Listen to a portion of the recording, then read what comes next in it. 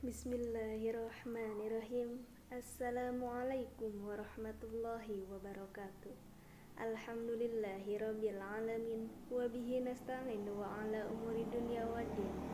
Assalatu wassalamu ala asyrafil anbiya'i wal mursalin wa ala alihi wa sahbihi ajma'in, amma ba'du.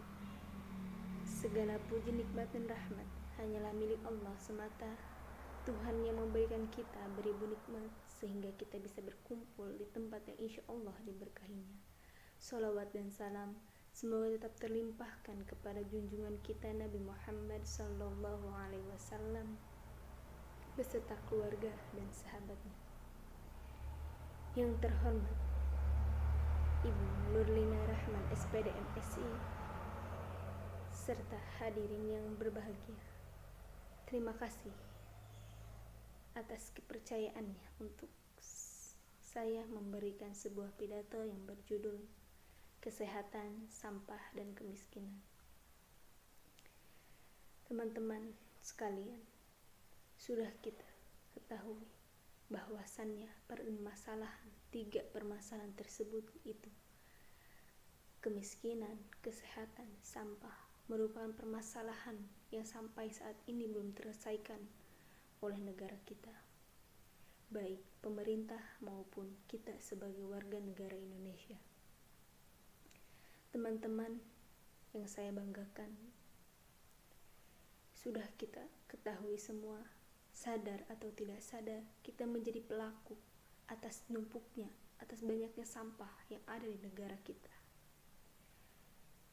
Itu semua akan berdampak negatif, berdampak buruk kepada kesehatan ataupun lingkungan kita.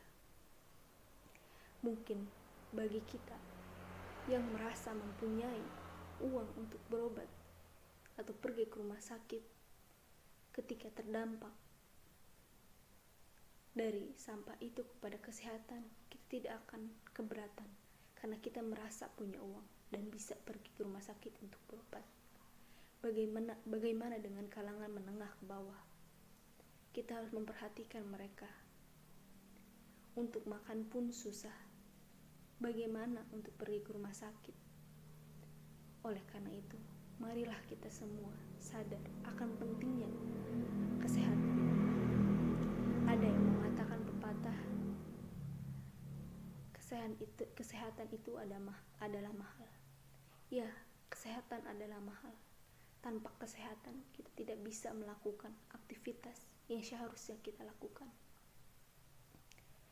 Dan kesehatan penting bagi kita semua di sini agar bisa menyelesaikan semua tugas-tugas kita, seperti tidak bisa pergi untuk kerja dan lain-lain.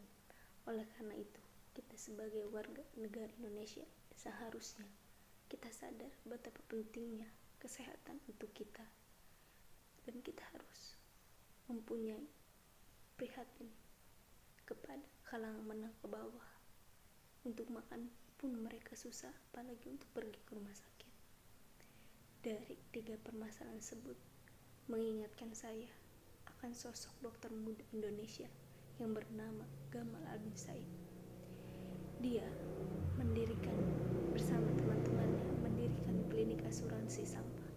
Apa sih klinik asuransi sampah? Klinik asuransi sampah adalah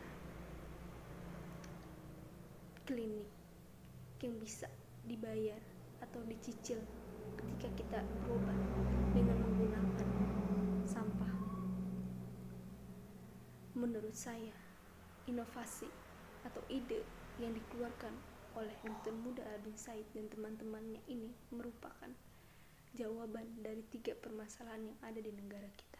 Pertama, kemiskinan, sampah, dan kesehatan. Pertama, saya akan membahas dari soal kesehatan. Dengan diberdirikannya asuransi sampah ini memberikan kita warga negara Indonesia akses, yaitu berupa klinik. Yang kedua, kemiskinan. Yang sudah saya katakan tadi, ketika kalangan menengah ke bawah tidak bisa berobat, dan tidak bisa pergi ke rumah sakit hanya dikarenakan tidak mempunyai biaya. Dengan adanya klinik asuransi sampah ini, kalangan menengah ke bawah bisa pergi ke rumah sakit dan berobat dengan menggunakan cicilan atau membayar dengan sampah. Keempat, tentang kemiskinan. Ketika seseorang atau kalangan menengah ke bawah tidak mempunyai uang untuk berobat, bisa menggunakan sampah. Dan tingkat kemiskinan di Indonesia masih sangat tinggi, dan itu menjawab semua 3 permasalahan yang ada di negara. Menurut saya, inovasi itu harus kita lestarikan.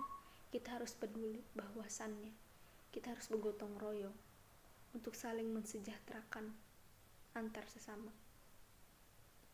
Dan Dr. Gamal Albin Said terinspirasi dari seorang anak kecil yang meninggal di gerobak tumpukan sampah.